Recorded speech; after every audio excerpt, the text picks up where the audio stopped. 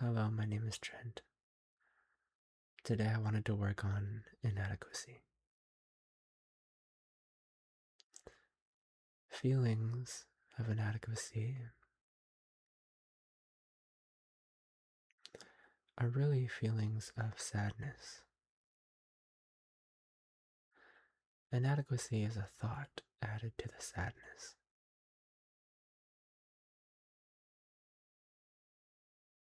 The thoughts can cause the conclusion of inadequacy, and that conclusion leads to the feeling of sadness. I say that because to try to heal a feeling of inadequacy is impossible because feelings are abstract. They are usually anger, fear, or sadness, or a mix or a more or less intense version of those three things. In terms of negative emotions, at least, of course, we have peace and happiness and our positive emotions. But it takes a thought, some kind of story, some kind of self-image compared to another image outside of you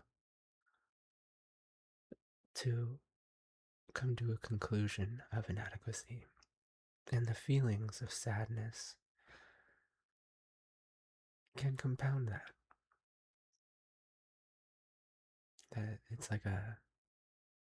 exactly what the hungry ghost of inadequacy feeds on, is that sadness. And these hungry ghosts, these thought forms of self-judgment and comparison,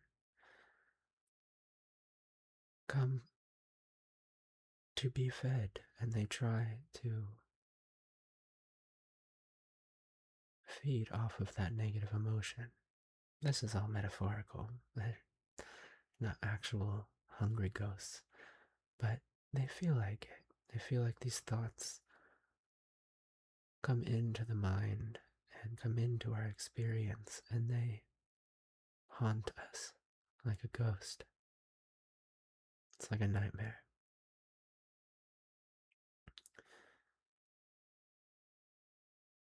And so, to meet yourself as you are, in stillness, without a thought, it's a reprieve from all the hungry ghosts at our door, knocking to be let in. For a time, we can be ourselves, and that can be sadness, anger, or fear. If those are here, it can be terror, despair, or rage, or frustration, boredom, any lesser negative emotion to the most intense. That can be here. But without a thought about what that means about you, about your value, about what you're capable of, about where you're at in life, about how far you have to go or where you've come from. All of the whys and the whats and the whos can fall away. And for a time, we can just be the emotions we are feeling. It can be helpful to hold on to the concept of inadequacy because it does generate the feelings that need to be met. And so you can say in this time, we are surrendering to being inadequate. instead of fighting for adequacy, instead of working towards a version of ourselves that we can feel adequate about. While that has its place, and it's very important to live a life you're proud of and to do things that make you proud of yourself, that make you feel adequate. Ultimately, a feeling of inadequacy, like a hungry ghost, can never be fully satiated. It's always going to want more proof of your adequacy. And no matter how much proof you give it, that feeling, that hungry ghost, that conclusion can still haunt you. And the only way to stop being haunted by a ghost is to face it and see that it's not real. When we are running from our own inadequacy, we can find all sorts of proof for it. And there are ways we are inadequate. We're not immortal.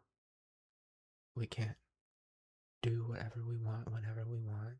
We can't help people that we love all the time. We can't help every person that's suffering in the world.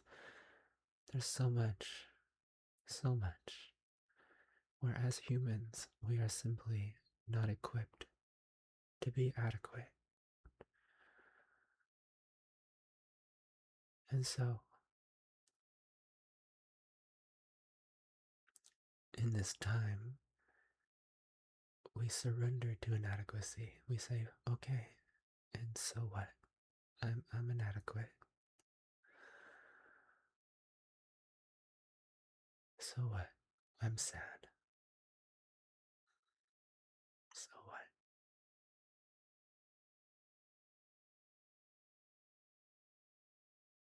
And we get to come into a deeper place inside where we are as we are enough. Not because we believe we're enough, not because we hope we're enough, not because we'd like to be enough, but we can experientially feel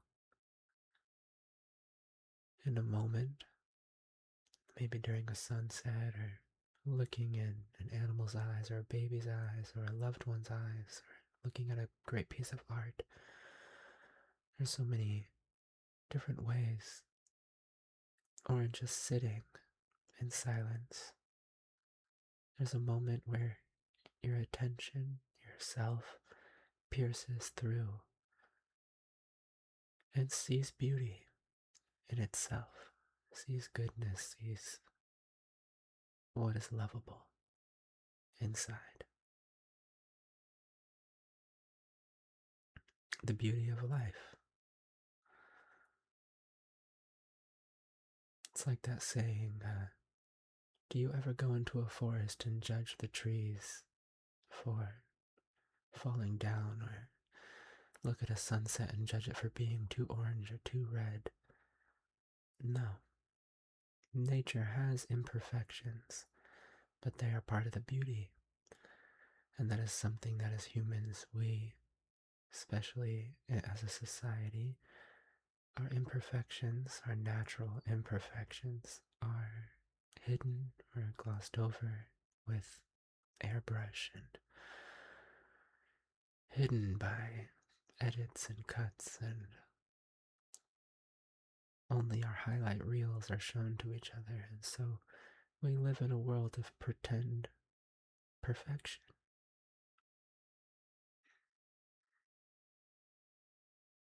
So, all that to say, during this time, you will simply let yourself feel exactly how you feel. And if any thoughts come up about why or who or what, past, present, or future, you can let those go and simply return to feeling what you feel. And in that, the energy can be seen through. The emotion can be processed without thinking. The whole experience can be used to go deeper, to fall even deeper inside, and see what is really true. So, during this energy healing, we'll be focusing a lot on the heart.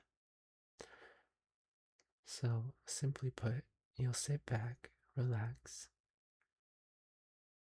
and simply place your attention in your heart area, in your heart center. And if you're here for this healing, I assume in some way you feel inadequate. Whether that has to do with your successes and failures, your self image, your gains and losses, whatever it may be. There are so many umbrellas that we can fall under that make us feel inadequate, but whatever it is for you, it's welcomed here. And instead of fighting to be adequate, and instead of wallowing and twisting the knife, so to speak, of inadequacy, we're simply going to be inadequate, not indulging in it and not running from it and fighting it. Simply, whatever is here is welcomed here. Now, none of this has to make sense. Really, truly, you can simply relax, close your eyes, and receive. And the energy will do its work.